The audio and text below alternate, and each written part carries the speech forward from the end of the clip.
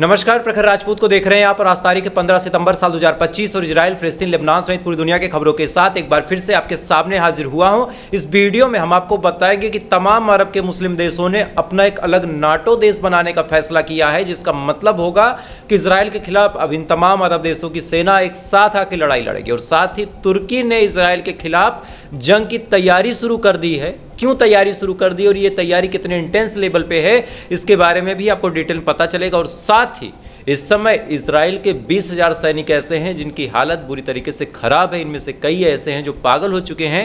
यह भी एक बहुत बड़ी खबर है, इसके बारे में भी आपको डिटेल पता चलेगा। और साथ ही इस समय गाजा के क्या सूरत हाल है, इसके बारे में भी आपको वीडियो में डिटेल बताऊंगा। और इजराइल के खिलाफ जाके, अमेरिका के खिलाफ जाके रशिया ने एक ऐसी मिसाइल को बना लिया है जिसके बाद चाहे इजराइल हो, चाहे अमेरिका हो, चाहे यूक्रेन हो, इन सब की सिट्टी पिट्टी गुम हो गई है। तो ये कौन सी मिसाइल है, इसके बारे में भी अभी आपको डिटेल में पता चलेगा। इस वजह से वीडियो को लास्ट तक जरूर देखिएगा।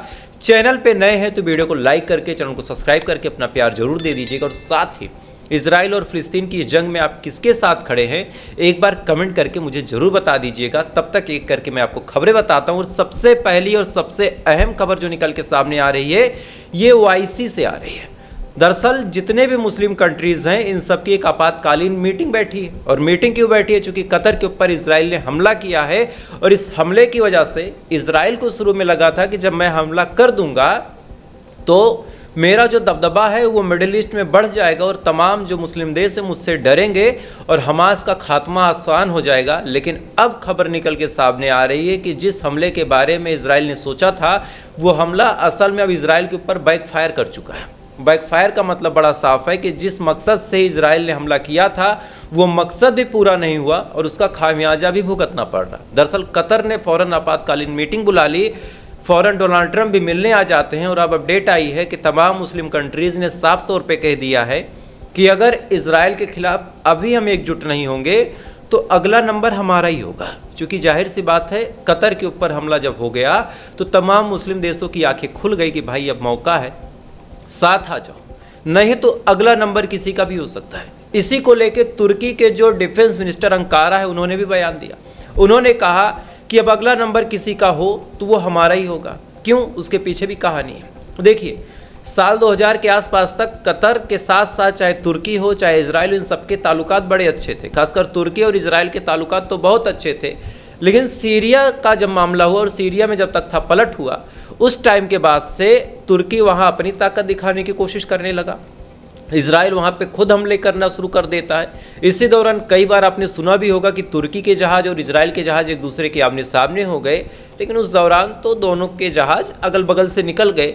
लेकिन जब से कतर पे हमला हुआ है, अब तुर्की को भी लग रहा कि भाई अगला नंबर हमारा ही होगा। इस वजह से तुर्की के डिफेंस मिनिस्टर ने भी तैयारी करने का ऐलान कर दिया है और साफ तौर पर कहा है कि जितने भी लोग हैं वो तैयारी शुरू कर दें। खासकर अपनी आर्मी से कहा कि तैयारी शुरू कर दें, अदरवाइज सिचुएशन हमारे खिलाफ हो जाएगी और इजराइल आज नहीं तो कल हमारे ऊपर हमला करेगा ही करेगा। खैर, अगली खबर का रुख करते हैं। अगली खबर गजा से निकल के सामने आ रही कि गजा में जो जमीनी तौर पे ऑपरेशन चला रहा है इजराइल, इस ऑपरेशन में अपडेट बहुत बड़ी आई है, बहुत बुरी अपडेट कह सकते हैं कि 3 लाख के करीब लोग ऐसे हैं जो गजा छोड़ के भाग चुके हैं। मजबूरी थी। गजा में कोई भी ऐसी जगह नहीं है जो सुरक्षित दिखे, कोई भी ऐसी जगह नहीं है जहाँ पे ज़िंदगी बची रहेगी, सुकून से ज़िंदगी चलेगी, इसकी कोई गारंटी ले ले।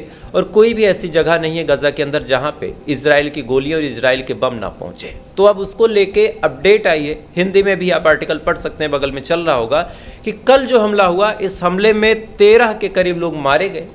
13 के करीब लोग मारे गए। इससे भी बुरी खबर ये है कि हज़ारों लोग अब गजा छोड़ के भागने पे मजबूर हैं। उनके पास और कोई ऑप्शन नहीं है, उनके पास जिंदा रहने का और कोई तरीका नहीं है। गजा की जंग कब रुकेगी, किसके पास किसी की कोई जानकारी है नहीं। मजबूरी में अब ये लोग भाग रहे हैं। लेकिन ऐसा नहीं है कि भाग रहे हैं तो कोई और नुकसान इजराइल को नहीं हो रहा। अभी आपको एक अपडेट देता हूँ। आज IDF ने बड़ा दावा किया कि उन्होंने गजा के अंदर 2 बिल्डिंगों को उड़ा दिया, 2 हाई राइज बिल्डिंग। आरोप ये लगाया कि इन बिल्डिंगों का इस्तेमाल हमास अपने लिए करता था, इन बिल्डिंगों का इस्तेमाल हमास अपने ऑपरेशंस के लिए करता था। अब आप सुनिए, जो इजराइल की मेडिकल एजेंसी है, जिसे हम कहते हैं कि मेडिकल मिनिस्ट्री, जहाँ पे तमाम चीज़ों का लेखा जोखा रखा जाता है, वहां से रिपोर्ट निकल के सामने आई है कि 7 अक्टूबर से लेके अभी तक ज़्यादा नहीं, इजराइल के 20,000 सैनिक ऐसे हैं जो बुरी तरीके से घायल हैं। मरे कितने आप उनकी तादाद छोड़ दीजिए, जो हल्के फुल्के घायल हुए हैं उनकी भी तादाद आप छोड़ दीजिए, 20,000 ऐसे हैं जो ज़िंदगी और मौत के बीच जूझ रहे हैं। उनमें से 56% ऐसे हैं जो पागल हो चुके हैं, मेंटल हेल्थ इशू से जूझ रहे हैं, और उनको बाकायदा इस समय रिहैब सेंटर में डाला गया। और ये बाकायदा किसी इधर चैनल की रिपोर्ट नहीं है, ये खुद की उनकी अपने मिनिस्ट्री की रिपोर्ट है, जो उनकी हेल्थ मिनिस्ट्री है वहाँ की ये रिपोर्ट आई है कि 56% जो IDF के सोल्जर हैं वो मेंटल हेल्थ से जूझ रहे हैं। और इससे भी बड़ी बात ये है कि इनको रिहैब सेंटर में डाला गया है, इनका इलाज चल रहा है। अगर इलाज सही से नहीं हुआ तो ये पागल हो जाएंगे। क्यों? उसके पीछे वजह है। इनकी उम्र कितनी है? 18 साल, 19 साल, 20 साल, 21 साल, 22 साल। 22 साल की एक नौजवानी की उम्र में एक आदमी को आप ऐसी जगह पे भेज दें जहाँ पे चारों तरफ हमास मौत का मंजर लगा के बैठा हो, जहाँ पे केवल लाशें हों, जहाँ पे केवल खंडहर हो, हर दिन आपको 5-6 मजलूमों की जान लेनी है। ऐसे हाल में कोई भी ठीक ठाक इंसान होगा उसके दिमाग पे बुरा असर पड़ेगा। आज की आप अपडेट देख लीजिए। आज रेजिस्टेंस फोर्सेज ने बड़ा दावा किया है कि उन्होंने 4 मरकवा टैंक उड़ा दिए, 4 मरकवा टैंक। बाकायदा उन्होंने अपने टेलीग्राम नेटवर्क से इसके बारे में जानकारी दी, जहां से मैं आपको खबरें बता रहा हूं। तो 4 मरकवा टैंक, उसमें कई सारे सैनिक रहे होंगे, कई इंजर्ड हुए होंगे। तो ये मंजर जब रोज रोज IDF सोल्जरों के सामने पड़ेगा तो जाहिर सी बात है मेंटल इशू उनको होगा। एक सबसे बड़ी वजह ये है कि ये अपना इस्तीफा भी नहीं दे सकते। वहाँ के कॉन्स्टिट्यूशन में लिखा है कि भाई तुमको 5 साल सेवा देनी ही पड़ेगी आर्मी में।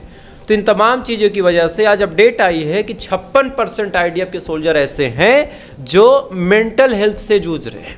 उनका इलाज चल रहा, कोई दवा ले रहा, कोई ड्रग्स ले रहा, कोई नशे की चीज़ें ले रहा, और कई ऐसे हैं जिनको रिहैब सेंटर में डाला गया। खैर, अगली खबर का रुख करते हैं। अगली खबर निकल के सामने आ रही है फिर से कतर की मीटिंग के हवाले से। कतर में जो मीटिंग चल रही है उसमें एक अहम ऐलान हुआ है कि जितने भी मुस्लिम देश हैं वो नाटो की तरफ एक दूसरे के साथ खड़े हो जाएंगे। मतलब अगर एक देश पे हमला हुआ तो तमाम जो मुस्लिम देश हैं अपनी अपनी आर्मी लेके इजराइल के दरवाजे पे आ जाएंगे। लेकिन अब बड़ा सवाल ये है कि कहने को तो तमाम लोग कहते हैं, देखिए बात कड़वी है मगर सच है, कहने को तो हर कोई कह रहा है कि गाजा में गलत हो रहा। तमाम मुस्लिम एक दूसरे से यही कह रहे हैं कि भाई एकजुट हो जाओ। जितने भी मुस्लिम कंट्रीज हैं सब कह रहे हैं कि भाई एक साथ खड़े हो जाओ। लेकिन चंद दिन पहले की खबर है, मैंने आपको बताया भी था कि जब यमन ने मिसाइल दागे थे तो उसको इंटरसेप्ट किसने किया था? आपको याद है ना, सऊदी अरब ने किया था। उससे पहले जब ईरान ने हमला किया था तो इंटरसेप्ट उसकी मिसाइलों को किसने किया था? जॉर्डन ने किया था। तो मीटिंग में लोग क्या बात करते हैं, इससे ग्राउंड लेवल पे क्या होगा, इन दोनों बीच में काफ़ी लंबा गैप है, तो चीज़ों को समझना पड़ता है। खैर, आज गाजा में फिर से इजराइल के हमले तेज़ हैं। लगातार वहाँ पे लोगों को मारने का सिलसिला बदस्तूर जारी है। लगातार गाजा में कभी 10 लोगों को मारा जा रहा, कभी 20 को मारा जा रहा, कभी 50 को मारा जा रहा, कभी 100 को मारा जा रहा। और ये तमाम चीज़ें इस वजह से हैं ताकि जितने लोग जिंदा बचे हैं वो जल्द से जल्द गाजा छोड़ के भाग जाएं। क्योंकि अगर ये नहीं भागेंगे तो इजराइल का जो मकसद, जो मंसूबा है वो कामयाब नहीं होगा। खैर, अगली खबर का रुख करते हैं। अगली खबर रशिया से निकल के सामने आई है। और आपको याद होगा कल ही मैंने बताया था कि रशिया पोलैंड के खिलाफ जाके बेलारूस के साथ 12 से 16 तारीख तक सैन्य एक्सरसाइज करेगा, आर्मी एक्सरसाइज करेगा। इससे ही जितने नाटो कंट्री थे, अमेरिका था, यूक्रेन था, इन सब की फटी पड़ी थी कि भाई रशिया आर्मी एक्सरसाइज क्यों कर रहा है। अब इसमें रशिया ने आग में और घी डाल दिया। दरअसल रशिया ने एक खतरनाक मिसाइल की टेस्टिंग कर ली जिसका नाम था जिरकोन हाइपरसोनिक मिसाइल। हाइपरसोनिक का मतलब कि जो आवाज़ से भी तेज चले, आवाज़ की स्पीड से भी तेज चले, उसे कहते हैं हाइपरसोनिक। अब आप सोचिए, आवाज़ पहुंची ही नहीं, मिसाइल पहुंच गई तो आप उससे भाग नहीं पाएंगे। तो हाइपरसोनिक जिरकोन जो है उसकी टेस्टिंग की सबसे बड़ी बात यह है कि 1000 किलोमीटर तक ये मिसाइल जा सकती है, 1000 किलोमीटर तक, और 400 किलो का ये वारहेड लेके जा सकती है। 400 किलो का गोला बारूद आप इसमें भर दीजिए, आराम से लेके चली जाएगी। सुखोई को भी उड़ाया गया, Su-54 को भी उड़ाया गया, तमाम ऐसी चीज़ों को उड़ाया गया जिसके बाद चाहे अमेरिका हो, चाहे नाटो कंट्री हो, चाहे यूक्रेन हो, इन सब की फटी पड़ी है। क्योंकि इनको पता है कि ऐसी एक्सरसाइजों का मतलब रशिया कुछ बड़ा प्लान कर रहा। बड़ा क्या, बहुत बड़ा प्लान कर रहा। इधर नेपाल से बड़ी अपडेट निकल के सामने आई कि नेपाल के जो अंतरिम प्राइम मिनिस्टर हैं, यानी जब तक चुनाव नहीं हो जाता, जब तक चुनाव की तारीख नहीं आ जाती, तब तक एज ए प्राइम मिनिस्टर जो काम कर रही है उनका नाम है सुशीला कार्के। सुशीला कार्की को वहाँ का प्राइम मिनिस्टर बना दिया गया। पहली बार ऐसा हुआ कि कोई महिला वहाँ की प्राइम मिनिस्टर बनी है। उन्होंने एक बड़ा ऐलान किया है, कहा है कि सत्ता परिवर्तन में जितने लोग की जान गई उनको शहीद का दर्जा दिया जाएगा, शहीद का। उनके परिवार वालों को 10-10 लाख रुपए दिए जाएंगे। अब यहाँ पे एक चीज़ आप सोचिए, और इस चीज़ को एज ए हिंदुस्तानी आपको ज़रूर समझना चाहिए कि जब भी दंगे हुए, जिस मासूम, जिस मजलूम की जान गई, आप उसको शहीद का तमगा दे दीजिए, आप उसको भारत रत्न दे दीजिए, आप कुछ भी दे दीजिए, उसकी जान की कीमत आप यहाँ से भी देख सकते हैं कि 10 लाख रुपए से ज़्यादा नहीं है। जिस आदमी की जान चली गई, जो दंगे फसाद में कूद पड़ा, जिसने जान ले लिया, फिर जिसकी जान चली गई, आप सोचिए 10 लाख, उससे ज़्यादा नहीं। शहीद का दर्जा मिल गया मतलब क्या? जिस गांव का होगा वहाँ पे कोई सड़क उसके नाम की बन जाएगी, कोई गेट लग जाएगा, कोई नल योजना चला दी जाएगी। इससे ज़्यादा क्या होगा?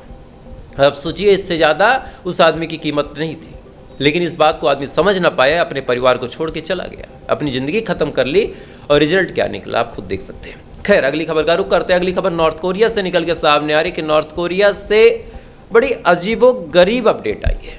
इस अपडेट को जब आप सुनेंगे तो सुनने के बाद आपको ताजुब होगा कि नॉर्थ कोरिया में अब अगर कोई विदेशी ड्रामा सुनता हुआ पकड़ा गया, या फिर कोई ऐसा शख्स जो विदेशी ड्रामा देखता हुआ मिला, तो उसकी सज़ा मौत है। क्यों? उसके पीछे भी वजह है। जितने भी विदेशी चैनल है, जितने भी विदेशी मीडिया है, इन सबका एक ही एजेंडा होता है कि वेस्टर्न कल्चर को ऐसा घुसा दिया जाए। आज हमारे देश में लड़कियों की आप हालत देखिए, छोटे छोटे कपड़े, और इतने छोटे कपड़े के शरीर का कुछ भी ना ढके, और उनको अगर आप टोक दे तो वो लड़ने पे उतारू हो जाती है और कहती है कि भाई ये तो हमारा अभिव्यक्ति की आज़ादी का मामला है। तो नंगे पुंगे घूम के भी उनको अभिव्यक्ति की आज़ादी चाहिए, और यही चीज़ नहीं पसंद आई। नॉर्थ कोरिया ने साफ तौर पे कहा कि अगर कोई विदेशी मामलों में पड़ता है, विदेशी इन्फ्लुएंस हमारे देश में हावी होता है, तो सज़ा बड़ी साफ है, सजाए मौत। खैर, इधर मार्को रूबियो जो है वो इजराइल के दौरे पे आ चुके हैं। इस दौरे से इजराइल को कितना फ़ायदा होगा, कितना नुकसान होगा, एक बड़ी गंभीर विषय है। चूँकि आप सोचिए, मार्को रूबियो का आना, इधर ओआईसी की मीटिंग बैठना, ये तमाम चीज़ें आपस में बहुत कुछ रिलेट करती हैं। खैर, इधर ईरान ने भी एक बड़ी धमकी दी है। ईरान की धमकी से बड़ा साफ है, और इस धमकी में ईरान ने भी बड़े साफ तौर पे कहा कि अगर गलती से भी अब हमारे ऊपर सैंक्शंस लगाए गए तो हम किसी भी न्यूक्लियर प्रोग्राम की शर्त को नहीं मानेंगे, हम ज़बरदस्ती अपना न्यूक्लियर वेपन बना लेंगे। ये धमकी इतनी बड़ी है, इसके बाद चाहे अमेरिका हो, चाहे इजराइल हो, चाहे यूएन हो, चाहे यूएस हो, सबके अंदर खलबली मची है। चूँकि अगर ज़बरदस्ती गुंडागर्दी करके ईरान ने एक बार न्यूक्लियर हथियार बना लिया तो no one can stop Iran. किसी के पास वो सामर्थ्य, किसी के पास वो क्षमता नहीं है कि ईरान को रोक सके, और यही वजह है कि आज पूरी दुनिया डर रही है। खैर, देखते हैं सैंक्शंस हटता है कि नहीं। तो फिलहाल आज के लिए बस इतना ही। बाकी थोड़ी देर बाद फिर मुलाकात होगी इजराइल, फिलिस्तीन, लेबनान सहित पूरी दुनिया की खबरों के साथ। तब तक आप अच्छे रहिए, खुश रहिए, अपना ख्याल रखिए, अपने देश का ख्याल रखिए। ऊपर वाला आपकी हिफाजत।